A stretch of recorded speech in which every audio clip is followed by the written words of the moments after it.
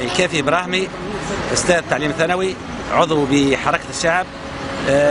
جئنا هنا إحساسا بمسؤوليات تجاه أهالينا بالوسط الغربي والشمال الغربي لما يتعرضون إليه من ظروف طبيعية صعبة للغاية، إلى درجة أننا أصبحنا نعيش معهم، ونعيش يعني جوعهم، ونعيش صقعهم، ونعيش أمراضهم، ونعيش عزلتهم. حيث كان الإقبال تلقائيا، وكان الإقبال يعني عفويا، يعني وكان من باب الصدفة، حيث تنادى المواطنون كل بإمكانيته، من الدينار الرمزي حتى ل100 دينار، والمواد الغذائية والأغطية والأفرشة والملابس، وكان بصراحة شيء منقطع النظير. وهذا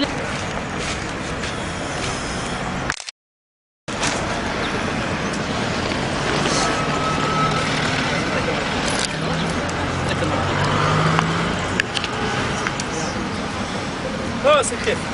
قلت لك الحمد لله يجدون بشأن وفاء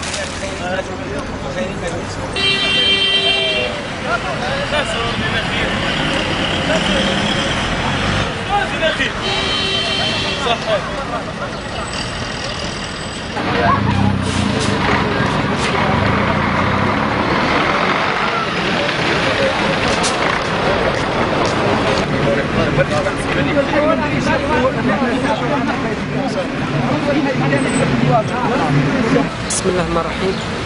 والله نحن نتمنى التوفيق للجمعيات الخيرية مثل هذه الجمعية، جمعية مرحبا، لأنه الشعب التونسي شعب رحيم بنفسه، شعب بالحق أظهر قوة تعاون كبيرة، وهذا ما نتمناه. نتمنى أن يعم الخير.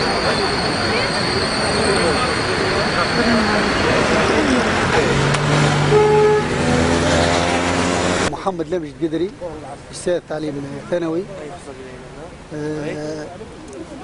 نشأت الجمعية هذه مؤخرا. شنو اسم الجمعية؟ جمعية مرحمة فرع سيدي بوزيد. بعد شنو الصبغة نتاع الجمعية هذه؟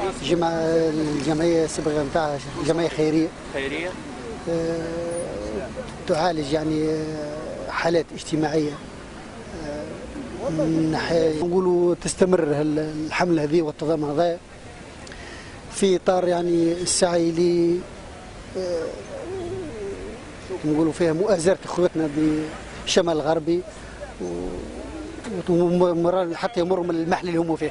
معناه انتم تحبوا تفعلوا كما قولوا ديما يقول لك التونسي للتونسي رحمة. التونسي نحن كل هذه منطلقنا اساسي، ونعرفوها من قبل. لان تونس كامله شعبها شعب يعني متضامن في السراء والضراء.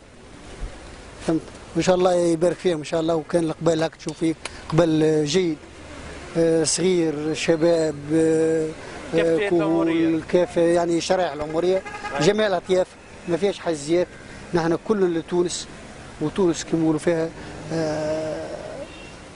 روحنا.